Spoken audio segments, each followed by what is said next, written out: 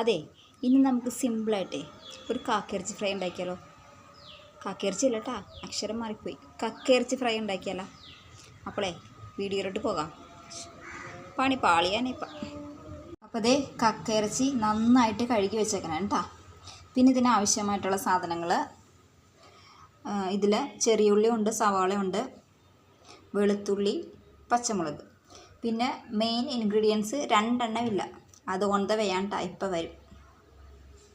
ഇപ്പം കുറച്ച് പേരെങ്കിലും ഓർത്തില്ലേ, എന്തിനീ കഷ്ടപ്പെടണം, എല്ലാം കൂടി കൊണ്ടുവന്നിട്ട് ഒരുമിച്ച് വെച്ചാൽ പോരെന്ന്. സോറി ഗൈസ്, എനിക്കതിനുള്ള സമയമില്ല, എനിക്ക് വെയിറ്റ് ചെയ്യണത് ഇഷ്ടമേ അല്ല. അപ്പോൾ ചട്ടി വെച്ചാലോ. അതെ, വലുതായിട്ടൊന്നുമില്ല, ചെറുതായിട്ടുള്ളൂ. തുടക്കമാണെന്ന് തോന്നണം, നമുക്ക് സെറ്റാക്കാമല്ല. അപ്പോൾ ചട്ടി വെക്കാം അല്ലേ. ചട്ടി വെച്ചിട്ടുണ്ട്. ഇനി ചട്ടി ചൂടായി കഴിയുമ്പോഴേക്കും നമുക്ക് എണ്ണ ഒഴിക്കാം കേട്ടോ. നമുക്ക് ആദ്യം ഇതിലോട്ടേ വെളുത്തുള്ളി ഇടാം. അങ്ങനെ ഇടയ്ക്ക് ആവശ്യങ്ങളൊക്കെ കേൾക്കും. അപ്പോൾ ഞാൻ സവോള ഇട്ടിട്ടുണ്ട്. ഇനി എല്ലാം കൂടി നന്നായിട്ട് വഴറ്റുക കേട്ടോ. ഞാൻ ഉപ്പിട്ടിട്ടുണ്ട്. ചെറിയ കക്ക ആയതുകൊണ്ടേ കക്ക വേവിക്കൊന്നും വേണ്ട, നമുക്ക് ഇതിലോട്ട് ഡയറക്റ്റ് ഇട്ടിട്ട് ഫ്രൈ ആക്കി എടുക്കാം കേട്ടോ. അപ്പം ഞാനിതിലോട്ട് മഞ്ഞൾപ്പൊടി, മുളക് പൊടി, കുരുമുളക് പൊടി കുറച്ചധികം വേണം കേട്ടോ. ഇത് നന്നായിട്ട് ഇളക്കാം.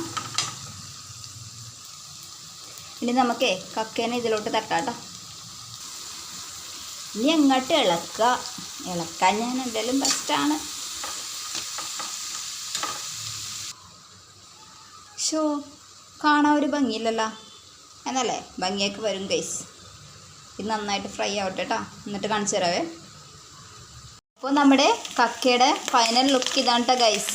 എങ്ങനെയുണ്ട്, സൂപ്പറല്ലേ? പക്ഷെ ഞാൻ നേരത്തെ പറഞ്ഞ ഓൺ ദ വേ ആണെന്ന് പറഞ്ഞ സാധനങ്ങൾ ഇതുവരെ എത്തിയിട്ടില്ല എന്നുള്ളതാണ് സത്യം. ഇനിയിപ്പോൾ ഉള്ളത് കൊണ്ട് ഓണം പോലെ. അപ്പോൾ ടാറ്റാ ബൈ, സീ യു.